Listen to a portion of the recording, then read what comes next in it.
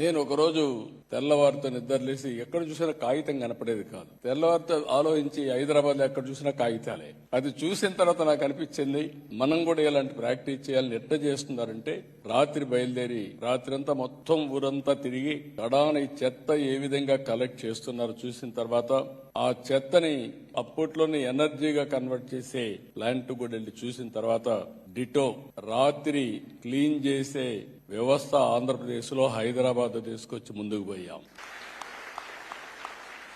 అది వచ్చిన తర్వాత చాలా సార్లు నేను అప్పుడప్పుడు ఇక్కడికి వచ్చేవాడిని. లీ కువాన్ యూ గారు అందరికి వచ్చిన వాళ్ళందరికీ చెప్పేవాడు, ఇండియాలో చాలా మంది పాలిటీషియన్స్ వస్తారు, సీఎంలు వస్తారు, వచ్చి ముస్తాఫా షాపు పోయి షాపింగ్ చేస్తారు, సంతోష్ ఐలాండ్ పోయి కసోపు ఉండి ఎంజాయ్ చేస్తారు, దాన్ని ఎక్కడికి పోవాలని ఎక్కడే కనెక్టివిటీ గట్టి వచ్చి వెళ్తా ఉంటారు. కానీ ఒకే ఒక పాలిటీషియన్ ఆంధ్ర సీఎం అని చూసా. ఇక్కడికి వచ్చి ఏ విధంగా పరిశుభ్రత ఉందో చూసిన తర్వాత దాన్ని అమలు చేశాడంటే అది నా అడ్మిరేషన్ చెప్పనే పరిస్థితికి వచ్చాడు.